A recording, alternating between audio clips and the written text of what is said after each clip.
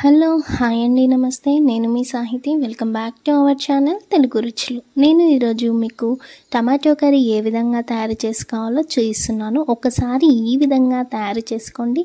Tomato అంటే ఇష్టం లేని వారు కూడా ఈజీగా తినేస్తారు. ప్రాసెస్లోకి వెళ్ళిపోదాం. ముందుగా స్టవ్ వెలిగించుకొని ఒక ప్యాన్ పెట్టుకొని అందులోకి 2 టేబుల్ స్పూన్ల ఆయిల్ని తీసుకోండి. ఆయిల్ అనేది బాగా వేడెక్కిన తర్వాత మాత్రమే అందులోనికి 2 టేబుల్ స్పూన్ల జీలకర్ర ఆవాలను వేసుకోండి. అదేవిధంగా ఒక వెల్లుల్లిని కూడా వేసుకోండి. ఈ విధంగా జీలకర్ర వెల్లుల్లి 2 చిటపటలాడే వరకు వేగనివ్వండి. ఇవి వేగిన తర్వాత కొద్దిగా కరివేపాకు రెమ్మల్ని కూడా యాడ్ చేసుకోండి. ఈ విధంగా యాడ్ చేసుకున్న తర్వాత ఒక పెద్ద సైజు ఉల్లిపాయని తీసుకొని ఈ విధంగా సన్ననిగా ముక్కలుగా కట్ చేసుకొని వేసుకోండి. వేసుకొని ఒకసారి బాగా మిక్స్ చేసుకోండి.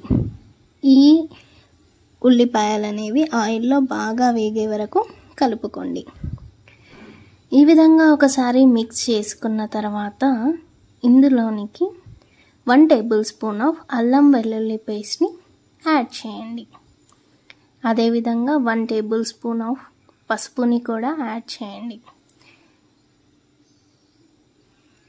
యాడ్ చేసి ఒకసారి బాగా కలుపుకోండి. పసుపు మొత్తం ఉల్లిపాయలకు పట్టే విధంగా కలిపేసుకోండి. ఈ విధంగా కలిపి ఉల్లిపాయ వేగడం కోసం వీటిని మనం ఒక 5 నిమిషాలు మూత పెట్టి ఉడికించండి. 5 నిమిషాల తర్వాత ఓపెన్ చేసి చూస్తే ఉల్లిపాయ అనేది ఆయిల్లో వేగిపోతుంది. ఒకసారి దీన్ని మనం కలుపుకోవాలి. ఇప్పుడు ఈ విధంగా కలుపుకున్న తర్వాత ఇందులోనికి మనం సన్నగా కట్ చేసి పెట్టుకున్న టమాటో ముక్కల్ని వేసుకోండి. నేనైతే ఇక్కడ సుమారుగా 300 గ్రాముల వరకు టమాటాలని తీసుకున్నాను.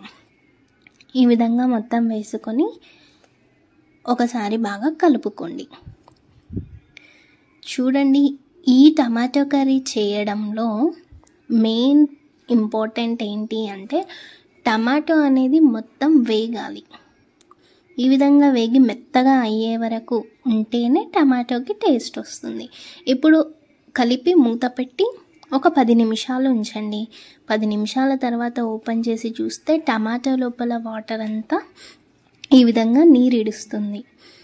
ఇప్పుడు ఒకసారి బాగా మిక్స్ చేసుకోండి. ఇది మనకు కావాల్సిన పర్ఫెక్ట్ కన్సిస్టెన్సీ అయితే కాదు, కాబట్టి మళ్ళీ ఒకసారి కలుపుకొని మూత పెట్టి మరో 10 నిమిషాలు వేగనివ్వండి.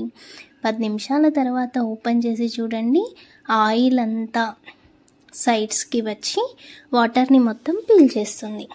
ఈ విధంగా ఒకసారి కలుపుకోండి. కలుపుకున్న తర్వాత ఇప్పుడు చూడండి, ఇంతకు ముందు దానికి ఇప్పటి దానికి టమాటో అనేది వేగింది మనకి. ఇప్పుడు ఇందులోకి మనం 2 టేబుల్ స్పూన్ల సాల్ట్ని యాడ్ చేసుకోండి. సాల్ట్ యాడ్ చేసిన తర్వాత 2 టేబుల్ స్పూన్ల కారాన్ని కూడా యాడ్ చేయండి. అదేవిధంగా 1 టేబుల్ స్పూన్ ఆఫ్ ధనియాల పొడిని కూడా యాడ్ చేయండి.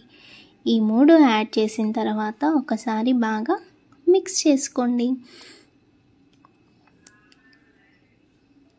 మీడియం ఫ్లేమ్లో పెట్టి చేయండి. మరీ హై ఫ్లేమ్లో పెడితే టమాటో మొత్తం మాడిపోతుంది. చూడండి, ఈ విధంగా మిక్స్ చేసుకొని 2 నిమిషాలు ఉంచండి. తర్వాత ఓపెన్ చేసి చూడండి, మళ్ళీ ఆయిల్ అంతా పైకి వచ్చి తేలుతూ కనిపిస్తుంది. ఇప్పుడు మనం ఒక్కసారిగా కలుపుకొని దీంట్లోకి మనం కొత్తిమీరతో గార్నిష్ చేసుకోవాలి. అంతే అండి. ఈ విధంగా కొత్తిమీర వేసుకొని ఒకసారి కలిపేసుకోండి. మనకు ఎంతో రుచిగా టేస్టీగా ఉండే టమాటో కర్రీ అయితే రెడీ అయిపోయింది. చూడండి, ఎంతో సింపుల్గా ఈజీగా చేసుకునే తొందరగా అయ్యే టమాటో కర్రీ రెడీ.